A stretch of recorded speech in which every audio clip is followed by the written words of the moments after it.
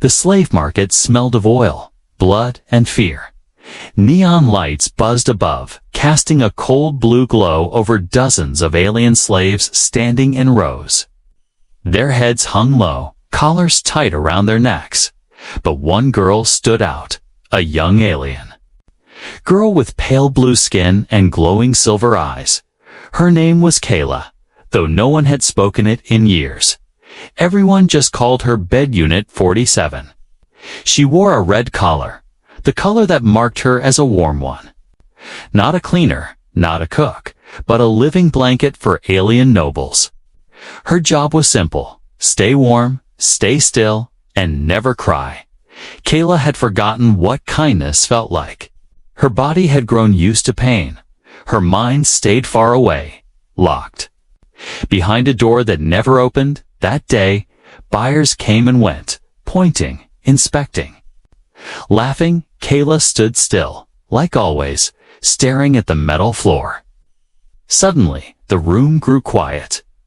Boots echoed in the hall. Slow, heavy steps.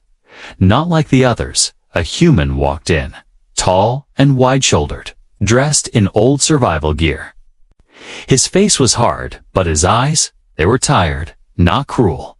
The auction master, a fat green alien with slime dripping from his jaw, bowed low. A rare visitor, human, he hissed. May I show you the warm ones first? The human said nothing, just nodded once. They walked past the line, and Kayla felt his presence before he even stopped. She didn't look up, didn't dare. Humans were rare, but they were still buyers, still masters. The auction master stopped in front of her and slapped her back hard. This one's still young, still obedient. Hasn't bitten anyone in weeks. Kayla flinched, but said nothing. The human's voice was quiet, deep. What's her name? The master laughed. Name. These things don't need names, but we tagged her as Unit 47. The human crouched down.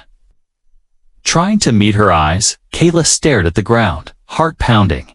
He didn't touch her. Didn't grab her chin like others used to. He just said, I want her. The master blinked. Surprised? No test. No trial hour. No, the human replied. Just the girl. Papers were signed. Credits exchanged. The collar was unlocked. Kayla was handed over like property again. The human led her to his small ship. A rusted thing docked near the edge of the station. She followed without a word, expecting the same fate as always when the ship door closed. Kayla stood still, waiting. Her arms shook, knees weak. The man placed a blanket in her hands. You're cold, he said. Sit there. She blinked, confused. He didn't remove his gear, didn't unclip his gloves. Instead, he went to the front of the ship and began checking coordinates. Kayla curled up, waiting for the command she feared most, but it never came. Instead, the ship lifted off gently, flying into the black sky. She looked at him again, studying his back. Why wasn't he angry? Why wasn't he touching her? What kind of buyer was this? Later, he brought her a bowl of hot soup, real food, not the paste the markets gave. She stared at it, unsure. Eat, he said. You need your strength. Kayla obeyed. Spoon? Shaking in her hand, she ate slowly, expecting the pain to follow, but nothing happened. He sat across the room, silent, not watching her like a master. After a while, she whispered, Why me? The human looked up, eyes soft, because someone should have saved you a long time ago. Kayla felt something stir deep inside her. Not fear, not shame, but something warmer, something like hope. She didn't trust it, not yet, but for the first time in years she allowed herself to breathe, and that night, Kayla slept, truly slept, without fear of hands in the dark, wrapped in a blanket that wasn't cold. On a ship that didn't smell like chains, with a human who saw her, not as a thing, but as a person. Kayla woke up with a sharp breath, Her heart raced. Her body stiff as stone. For a second, she forgot where she was. She expected cold walls, cruel voices, and footsteps in the dark, but instead, she heard the low hum of a peaceful engine and felt the softness of a warm blanket wrapped around her. The room was small but clean. There was a chair, a folded blanket on the floor, and a strange flower in a glass jar. It smelled like nothing she had known before. Soft, sweet, and free. She blinked, trying to understand why had no one shouted at her yet. Why was she still wearing clothes? Suddenly, the door opened with a soft hiss. The human stepped in. Holding a small box of food and a warm drink, Kayla tensed, pulling. Her knees closed, ready for orders or worse, but he didn't even look at her that way. He placed the food on the nearby table and backed away, hands calm and slow. "You can eat when you're ready," he said, then turned around to leave. Kayla's lips parted, but no sound came. No one had ever left her alone after giving food. No one had ever trusted her not to spill or break something. Her stomach growled, but still she waited. Maybe it was a test. Maybe he wanted her to beg, but the man didn't come back for hours. When hunger won, she finally moved to the tray. There was hot soup, bread, and clean water. Simple things, but they felt like treasures from another world. She ate slowly, tears gathering in her eyes. Not from the heat, but from the strange feeling that no one was watching, no one expecting her to perform. Later, the human returned. His steps heavy but quiet. He nodded at the empty tray, not with anger, but with something like approval. "Good," he said. "You need your strength."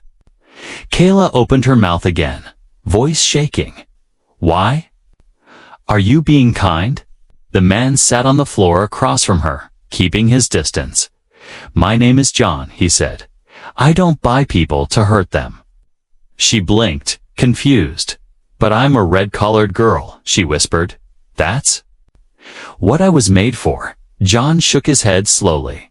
"That collar was made by slavers, not by the stars. You were not made for pain." Kayla didn't know what to say. Her hands trembled as she gripped the edge of the blanket tighter. No one had ever spoken to her like this, as if she was real. John stood up and walked to the control room, leaving the door open behind him. She followed quietly and stood in the doorway, watching him work. The ship was old, but strong, patched in many places, full of human tools and strange human smells. Stars moved outside the front glass like rivers of light Kayla had never seen. Space like this, not from a bed, not through bars, it was open, endless, silent. "Where are we going?"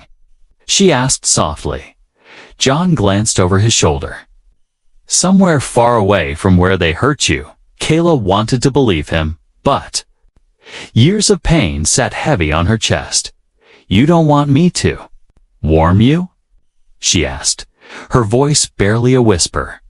John turned around, and for a long moment, he said nothing.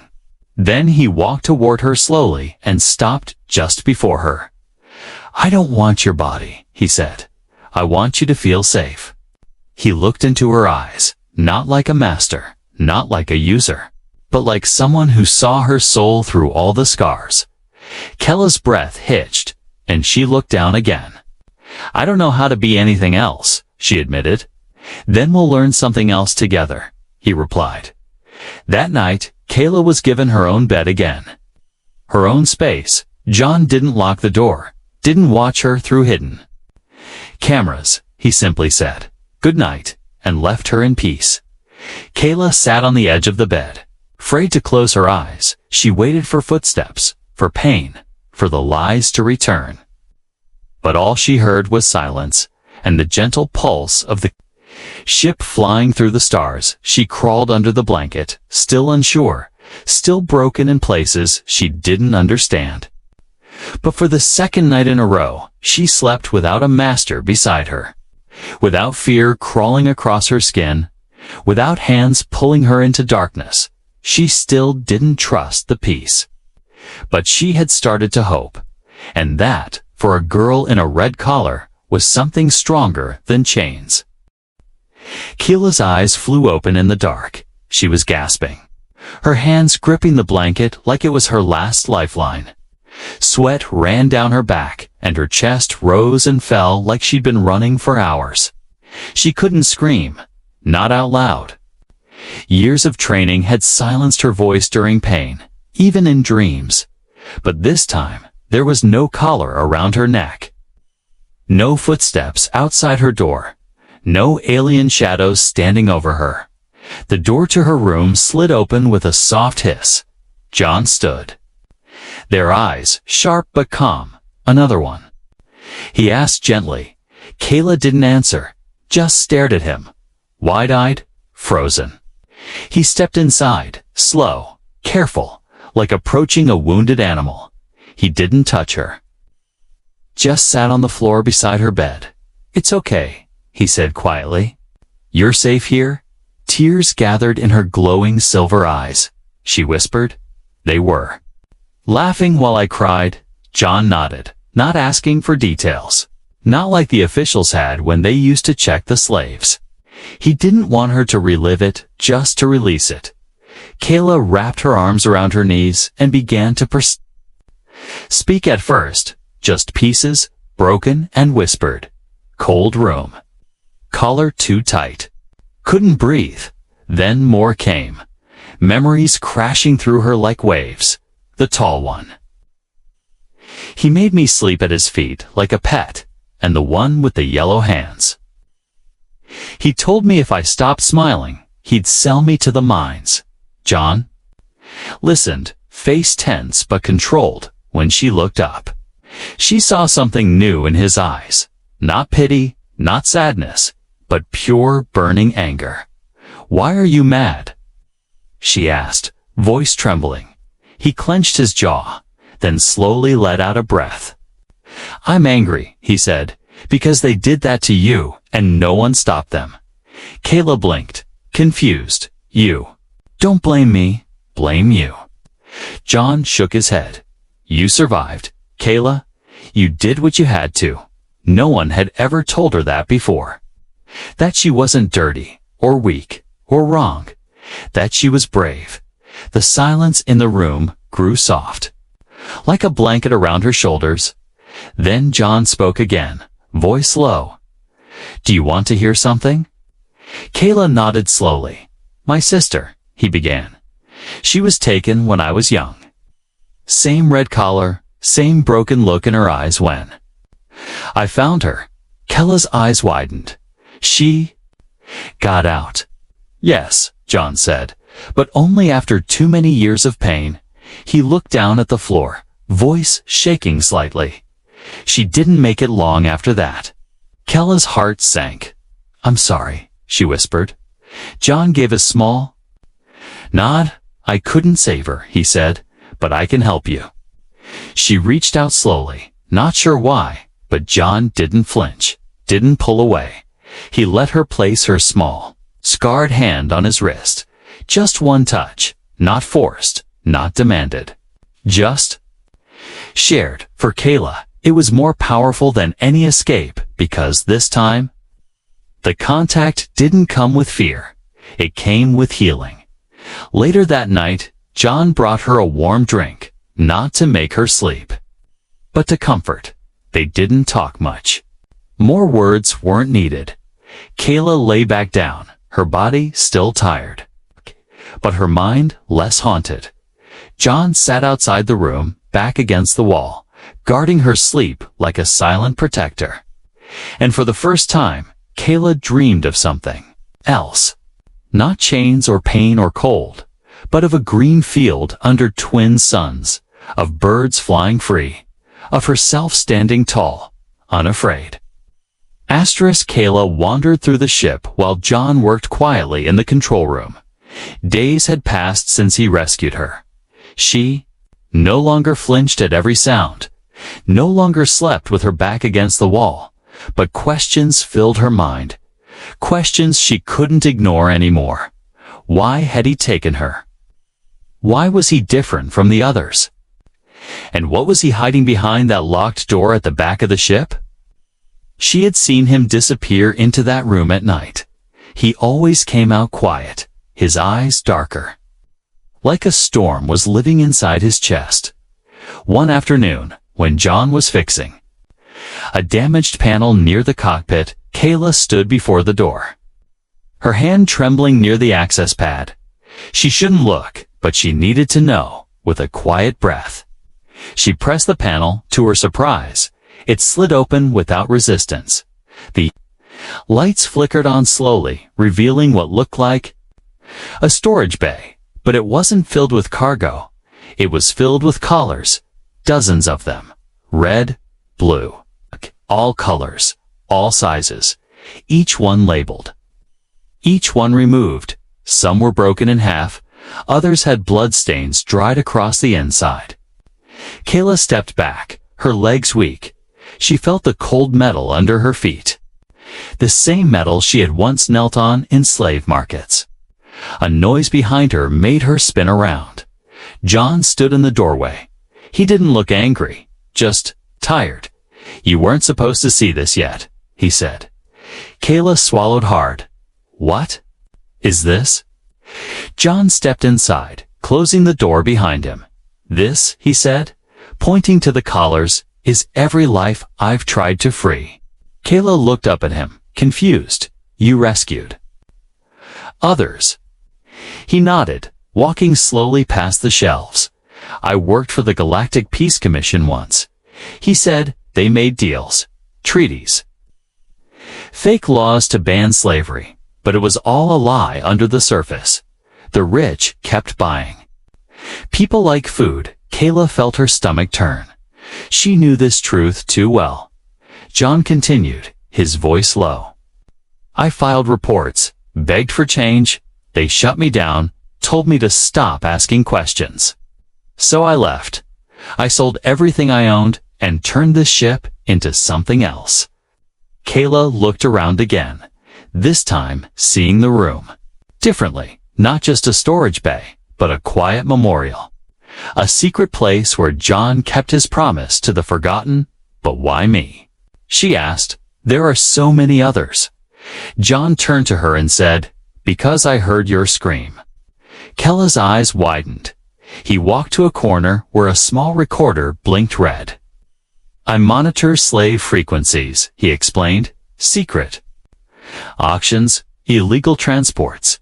Your voice came through a broken feed from a moon market. And I couldn't ignore it." Kayla's hand shook.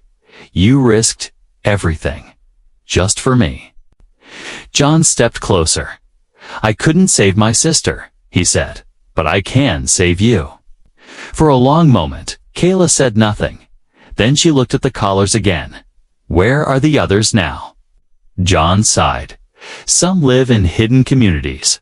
Some didn't make it." Kayla closed her eyes. Her heart ached for those nameless souls. But a new feeling grew inside her, a strange strength. She looked up at him and asked, "What happens to my collar?" John reached into a drawer and pulled it out. The same red collar that once burned her neck. He held it out, and she hesitated before taking it. She stared at the device, then slowly walked over to the table. With both hands, she placed it down. Then raised her fist and slammed it hard. The collar cracked, again and again. She hit it, until the metal bent and sparks flew from its edge, until it was just a broken piece of the past. Kayla stood over it, breathing heavy, tears mixed with sweat, but her back was straight. John smiled. "Welcome back," he said. Kayla turned to him. "I want to help you," she whispered. "I want to help others like me." He raised an eyebrow. "Surprised? You sure?" Kayla nodded. "I'm not a bed warmer anymore. I want to be something better." John handed her a data pad. "Then, let's get to work, together." They began mapping out slave routes, decoding transmissions. Kayla knew their codes, their patterns. She had lived in the darkness. Now she was using it to guide others out. For the first time in her life, she wasn't a tool. She wasn't an object. She was a fighter. And the stars outside the window no longer looked cold. They looked like freedom. The stars outside the window were peaceful. Kayla stared at them as the ship moved through deep space, but inside her heart, a storm was growing. For the first time in her life, she felt like she had a purpose. She worked beside John, studied maps, listened to hidden signals, and most importantly, she felt free, but freedom she was learning came with a price. That night, the ship's alarm buzzed, low and sharp. John jumped from his seat, eyes narrowing. Kayla rushed to his side, heart pounding. "What is it?" she asked. John tapped the screen and frowned. "We're being followed." Kayla's blood turned cold. "Who would track us?" John answered without looking at her. "Someone who doesn't like what we're doing." He zoomed in on the radar, showing a fast ship closing in. "It's a bounty vessel, medium size, well armed. Someone's coming for you." Kayla stepped back, breathing hard. "No," she whispered. "They want to take me back." John turned to her, voice steady. "Not while I'm alive." He moved fast, switching the ship into evasive mode. Engines roared. Shields activated, but the bounty hunter was faster. A message came through the com slow, crackling and cruel. "Return the red-collared girl, and I might let you live." Kayla's hands clenched into fists. John answered coldly, "Come and try." The enemy ship fired a warning blast. The ship shook, lights flickering. Kayla fell to the floor. But John caught her before she hit her head. "Get to the back," he ordered. "Secure the cargo bay." Kayla froze. "No," she said. "I'm not hiding." John looked at her with surprise. "I'm tired of being hunted," she said. "Let me help." He paused for a moment, then nodded. "Okay," he said. "I'll guide you, but stay low." The enemy ship latched onto theirs. A loud metal clang echoed through the hull. They were boarding. John handed Kayla a small pulse gun. She held it with shaking hands. "I've never used one." John knelt beside her. "Point, breathe, and fire. Protect yourself." The door burst open, and a tall, armored alien stepped inside. Kayla recognized his face, one of the traders from the slave market. He had laughed when she was dragged into a cage years ago. He raised his weapon. But Kayla moved first. She fired, the pulse hitting him square in the chest. He fell backward, groaning. Her hands shook. But she was still standing. John took down another with clean, sharp movements. Together, they pushed the attackers back. Kayla's heart raced, not from fear, but from something new. Strength after a fierce fight. The bounty ship disconnected. They had lost the element of surprise. John sat down, breathing heavy. Kayla dropped the pulse gun and stared at her hands. "I hit him," she said. Voice trembling, John smiled weakly. "You protected yourself." They patched the damage, sealed the doors. But the silence after the fight felt different. He looked at her seriously. "They're not going to stop Kayla." She nodded. "I don't want them to."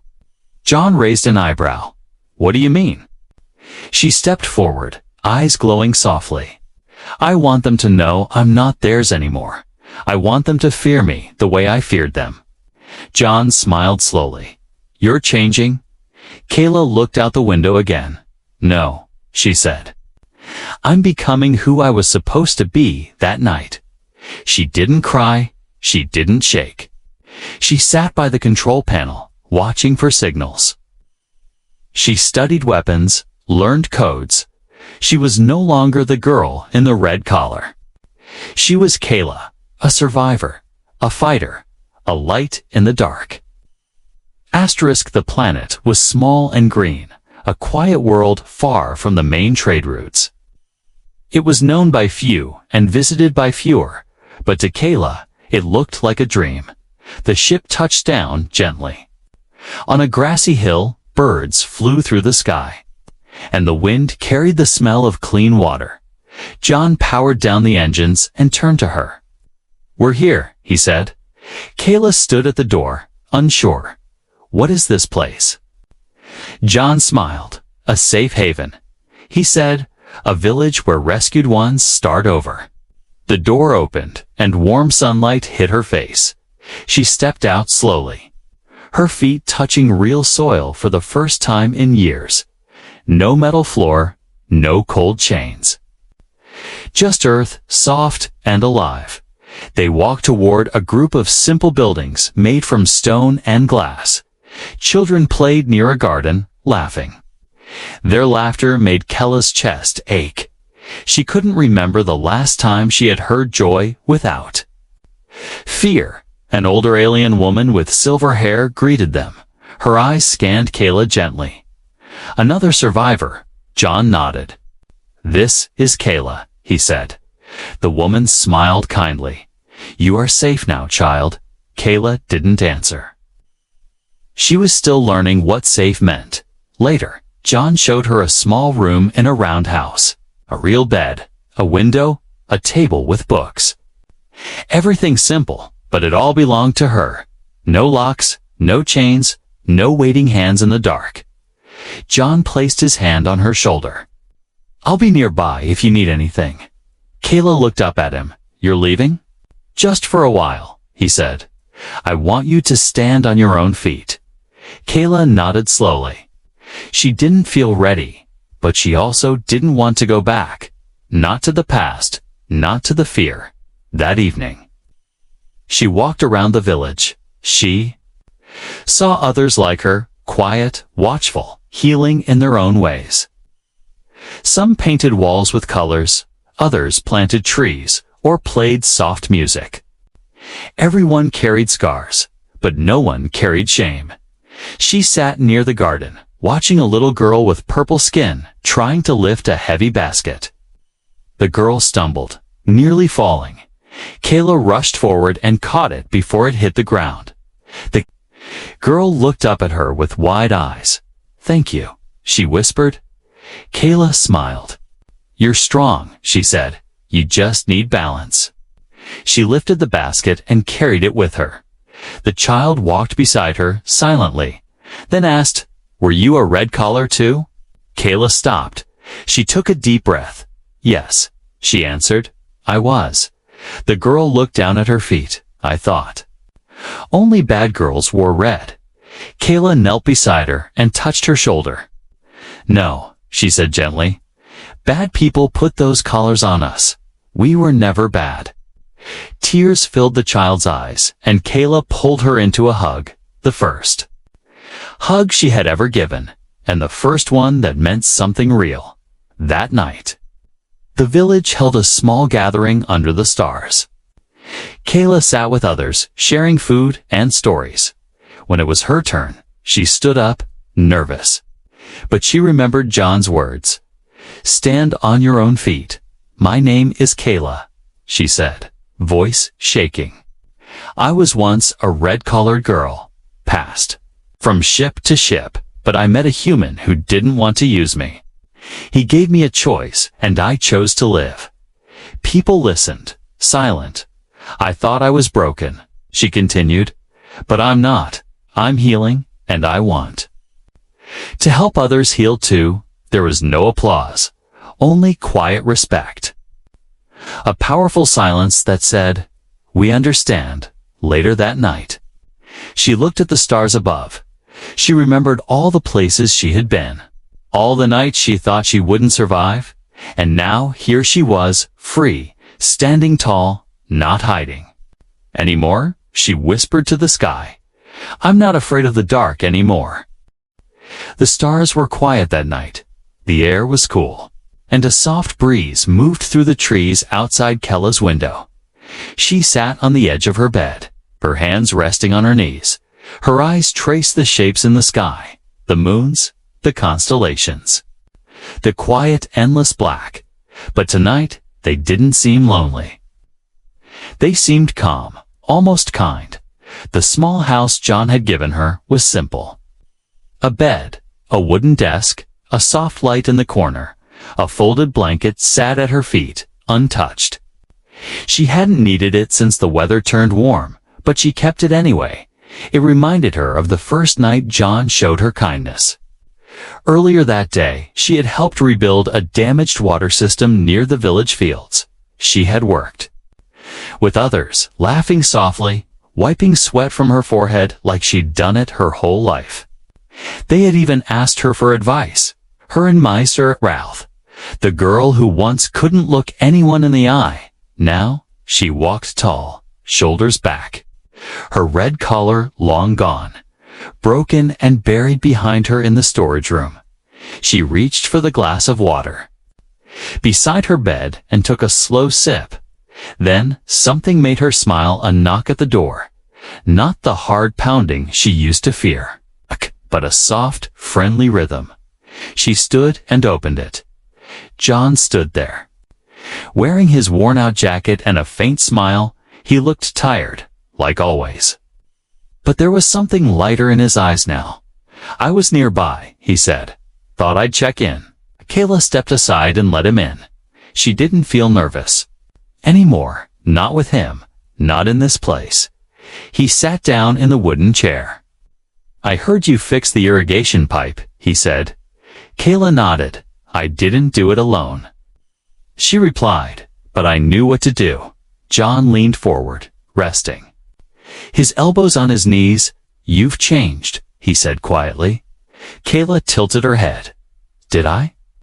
He nodded. "You're not just surviving anymore. You're living." She didn't know how to answer that. So she just sat beside him, watching the stars from her window. After a moment, she whispered, "Do you still blame yourself for not saving your sister?" John looked down at his hands, then back at her.